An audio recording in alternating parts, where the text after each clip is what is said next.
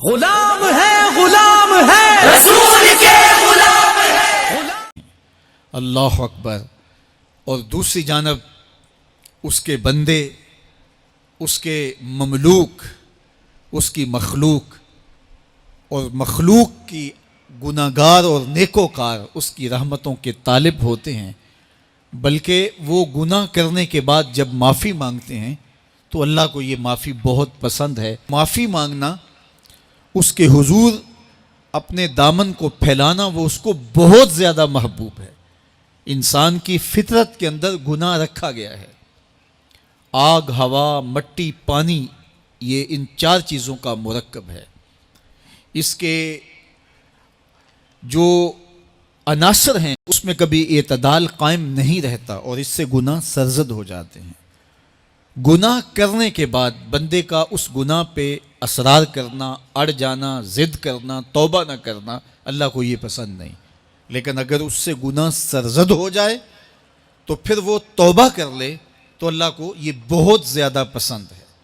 جو اس سے ہو سکے نیکی وہ اللہ کے حضور پیش کرے، لیکن اس کے اندر جو شر رکھی گئی ہے، اس کے اندر جو قوتیں گناہ کی رکھی گئی ہیں، اس سے اگر اس سے گناہ سرزد ہو جائے تو پھر وہ اللہ سے توبہ کرے، اللہ کی طرف رجوع کرے، تو اللہ اس کی توبہ کو نہ صرف قبول کرتا ہے بلکہ اس کے گناہوں کو معاف کرتا ہے اور گناہوں کو بدل کے نیکیوں میں تبدیل کر دیتا ہے.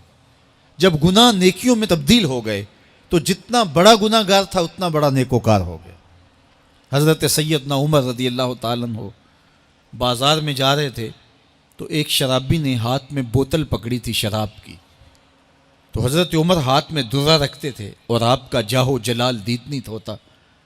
تو جو ہی حضرت عمر رضی اللہ تعالیٰ عنہ کو اس نے دیکھا تو ڈر گیا اور دل ہی دل میں کہا، اے اللہ آج عمر کے قہر سے بچا لے، میں تیری بارگاہ میں سچی توبہ کرتا ہوں. اور جلدی سے شراب کو بغل میں چھپا لیا. اتنے میں حضرت عمر سر پہ پہنچ گئے اور گرج کر کڑک کے کہا کہ یہ تیری بغل میں کیا ہے؟ چونکہ اس کو بوتل چھپاتے دیکھا تھا تو وہ ڈر گیا اور ڈرتے ڈرتے کہنے لگا، حضرت یہ سرکہ ہے. اب تھی تو شراب، لیکن ڈرتے ہوئے بولا، حضرت سرکہ ہے. تو حضرت عمر نے کہا، نکال.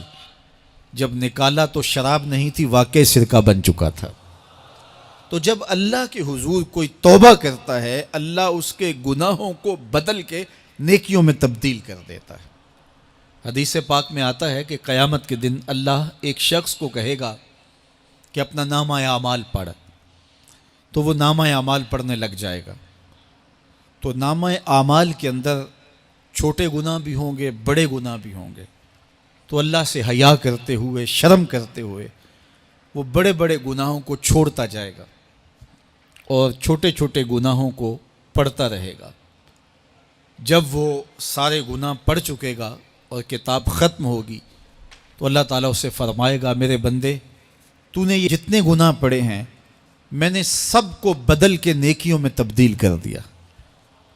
تو بندہ کہے گا، اللہ ابھی تو میرے بڑے بڑے گناہ رہتے ہیں جو میں نے پڑھے ہی نہیں. فَضَحِكَ النَّبِيُّ حَتَّى بَدَتْ أَنْيَابُهُ.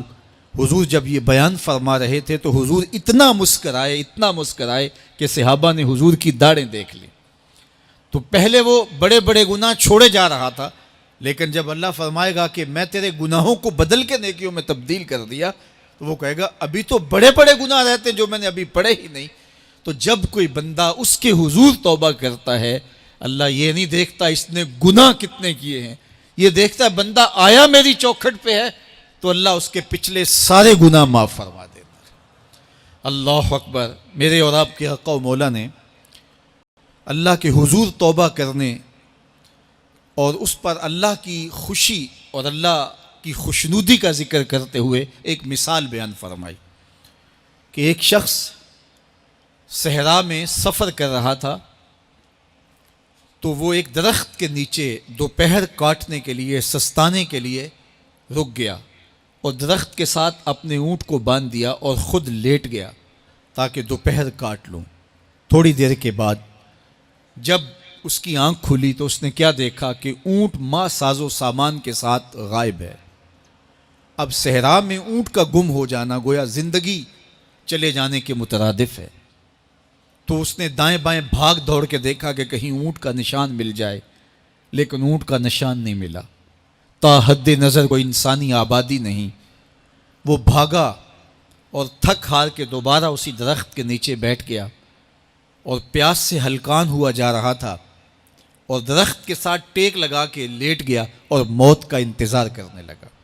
جن لوگوں نے صحرا کا سفر کیا ہے ان کو اس بات کا اندازہ ہوگا کہ کئی 100 میل تک انسانی آبادی ہی نہیں، اب نہ کچھ کھانے کے لیے بچا نہ کچھ پینے کے لیے بچا، اونٹ بھی غائب ہو گیا، توشا بھی ساتھ ہی چلا گیا، تو اب ظاہر ہے سیدھی موت ہی نظر آ رہی ہے۔ تو وہ اس درخت کے ساتھ ٹیک لگا کے بیٹھ جاتا ہے اور موت کا منتظر ہوتا ہے۔ تھوڑی دیر کے بعد پھر اس کی دوبارہ آنکھ لگ جاتی ہے۔ جب دوبارہ آنکھ لگتی ہے تو تھوڑی دیر بعد پھر آنکھ کھلتی ہے۔ جب دوبارہ آنکھ کھلتی ہے تو دیکھتا ہے کہ اونٹ جو گما تھا ماں ساز و سامان کے اس کے پاس کھڑا ہے۔ تو صحرا میں اس حالت میں اونٹ کا مل جانا زندگی مل جانے کے مترادف ہے۔ تو وہ اتنا خوش ہوا کہ خوشی کی انتہا نہ رہی، بلکہ مسرتوں کے ہجوم میں درک گیا اور کہنے کیا لگا، اللہم انت عبدی و انا ربک، اے اللہ تو میرا بندہ اور میں تیرا رب۔ کہنا تو یہ تھا کہ تو میرا رب اور میں تیرا بندہ، لیکن مسرتوں کا ہجوم ہی اتنا تھا، خوشیوں کا ہجوم ہی اتنا تھا کہ زبان پہ قابو نہ رہا۔ کسی کے آنے سے ایسے ہوش اڑے ساقی کے، شراب سیخ پہ ڈالی اور بوتل میں کباب۔ کہنا یہ تھا اللہم انت ربی وانا عبدک، لیکن اس قدر خوش ہوا جب بھی تیری قربت کے امکان نظر آئے ہم اتنے خوش ہوئے کہ پریشان نظر آئے۔ تو کہنا یہ تھا کہ اے اللہ تو میرا رب اور میں تیرا بندہ، لیکن خوشیوں کے ہجوم میں وہ کہتا ہے اللہم انت عبدی وانا ربک، اے اللہ تو میرا بندہ اور میں تیرا رب۔ حضور یہ بات بیان کرنے کے بعد صحابہ سے پوچھتے ہیں کہ ذرا بتاؤ اس بندے کو کتنی خوشی ہوئی کہ خوشی میں زبان بھی قابو نہ رہی اور اپنے آپ پہ کنٹرول نہ رہا، اور خوشیوں کے ہجوم میں اسے یہ بھی پتہ نہیں چل رہا کہ وہ کیا بول رہا ہے۔ تو صحابہ نے عرض کی حضور بہت زیادہ اسے خوشی ہوئی۔ تو میرے حضور نے یہ بات کرنے کے بعد ارشاد فرمایا، جس طرح اس کو گما ہوا اونٹ ملا اور اس کی خوشی کی انتہا نہ رہی، تو فرمایا جب کوئی شخص توبہ کرتا ہے اور اللہ کی حضور پلٹ کے آتا ہے، گناہوں سے معافی مانگ کے اس کی دہلیز پہ آتا ہے، میرے حضور نے فرمایا اللہ اس سے بھی زیادہ خوش ہوتا ہے کہ میرا بندہ میری چوکھٹ پہ آ گیا ہے۔